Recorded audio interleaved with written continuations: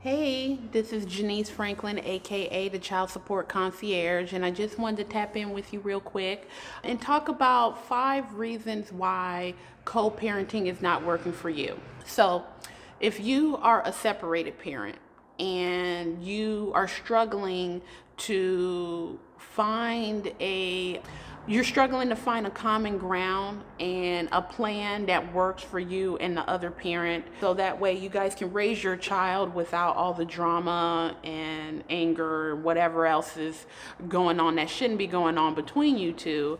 It's possible that the 5 things that I'm going to talk about are the reasons why that's happening. So, number one, unhealed trauma from the breakup. So, if you've been in a relationship or dealing with somebody and then all of a sudden that shit ends, whether good or bad, there's going to be some feelings from that.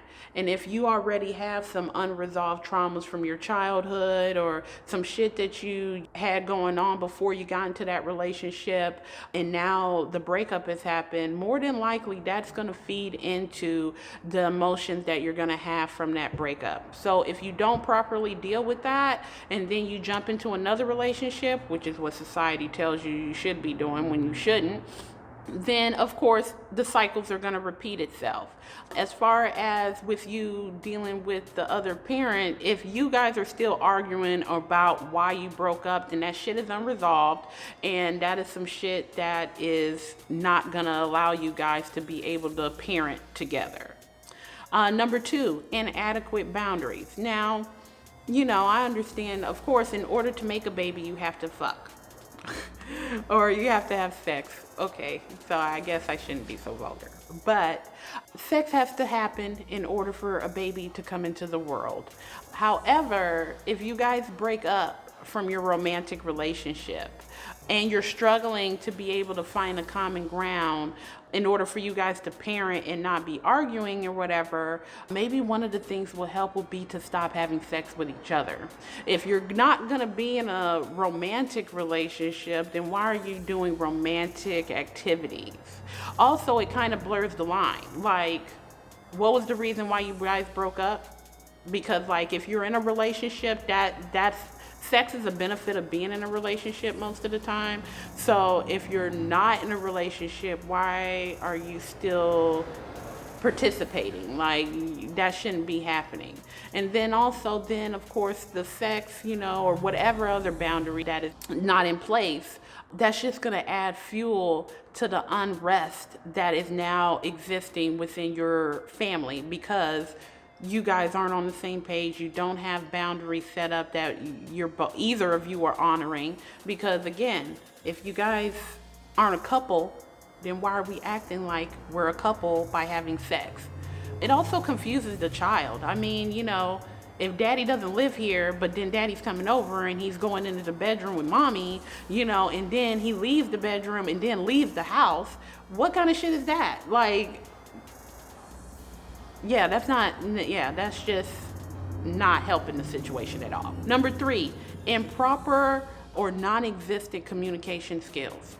As somebody who is learning how to improve their communication skills within a relationship, I think that that's probably one of the biggest reasons why couples break up, is because they don't effectively learn how to communicate with each other in the proper way. Everybody has their own style, their own way of communicating with each other. So if you're with somebody and they don't know, then they're always going to be coming at you wrong. And after a while, there's only so much of that you're going to take before you're like, deuces. Now, again, we're talking about separated parents, so the romantic part of the relationship's over. So now we don't need to be communicating as a couple. We need to be communicating as parents of this child, which means that that's a whole different way to communicate with each other. And if there's still some unsettled traumas and drama, then these communication skills are even more vital, because you need to make sure that when you're just trying to communicate general things about the child, that doesn't mix into the drama and then things get convoluted and then you back at each other's throats. Number 4, misplaced priorities and motives. So if you feel like you were the one that was done wrong in the breakup, It's possible that, afterwards, you may feel some type of way. You may feel like justice needs to be served. I need to have revenge. And that leads into spiteful, toxic behavior that can definitely have long lasting effects if you don't cut that shit out. On the parent that is, with the child, that toxic behavior, your child is witnessing that. Your child's going to imitate that. So when you hear about them, fucking up in school and talking all kinds of ways and doing this and that or whatever, most likely it's because they watch you do that to their parent, their other parent, or they watch you just do that in general.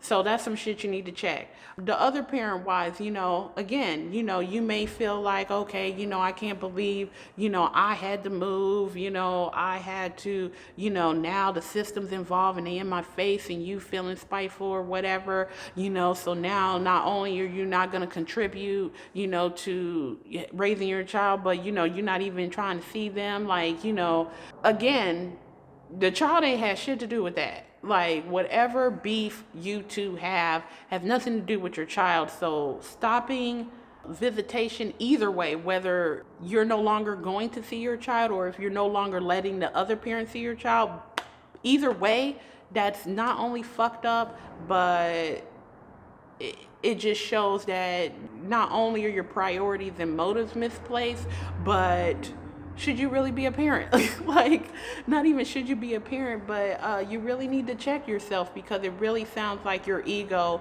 has taken priority over the care of your child. And lastly, forgetfulness of the family itself. When parents break up and they're no longer in that romantic relationship, for some reason, it seems like everybody forgets, like, okay, this family's broken and there's no longer a family here. Like, no, you're still a family. No matter what, you two individuals, because you procreated and made this child, you're gonna be fucking with each other in some kind of way for at least 18 years. Actually longer than that, the life of that child, because that child's going to have accomplishments and do things and want both of their parents there in most cases. But that said, when the breakup happens, if you just totally forget that this is still a family, then you start operating in a place of just single-mindedness. For instance, like if you're the parent with the child, you start living in that, oh, I'm a single parent mode, and start living that, ignoring the fact that there is a whole other parent. Like, regardless of how you personally feel about them, if they actively want to be a part of their child's life and want to be there and are even open to trying to figure it out, then I feel just the fact that you guys both created this child means that you should always have that, give them that opportunity.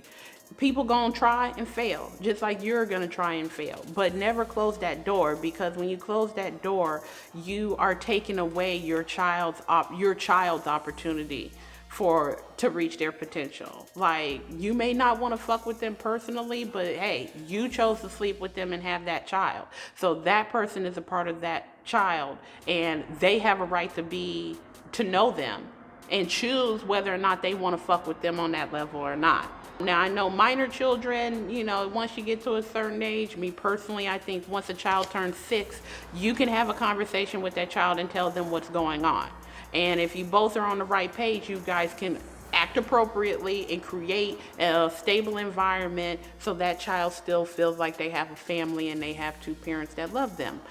But if you have totally forgotten the essence of family itself, just because the romantic part of the partnership is over, then you are basically aiding in the destruction of your own family.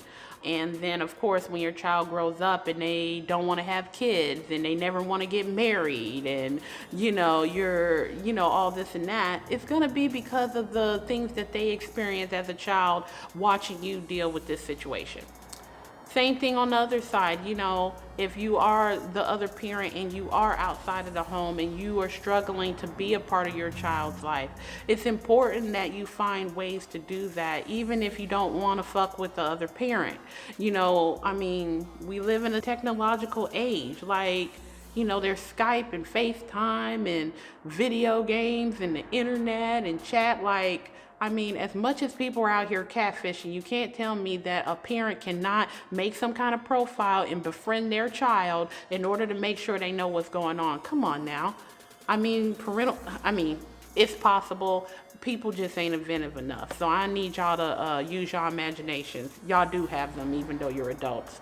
But yeah, so again, 5 reasons why your co-parenting isn't working: unhealed trauma from the breakup, inadequate boundaries, improper or non-existent communication skills, misplaced priorities and motives, and forgetfulness of the family. So if you want to learn more about how you can correct these things, definitely stay tuned. Follow me on Instagram at the Child Support Concierge. Also, check out my lives, leave comments. Definitely keep these conversations going because I definitely want to.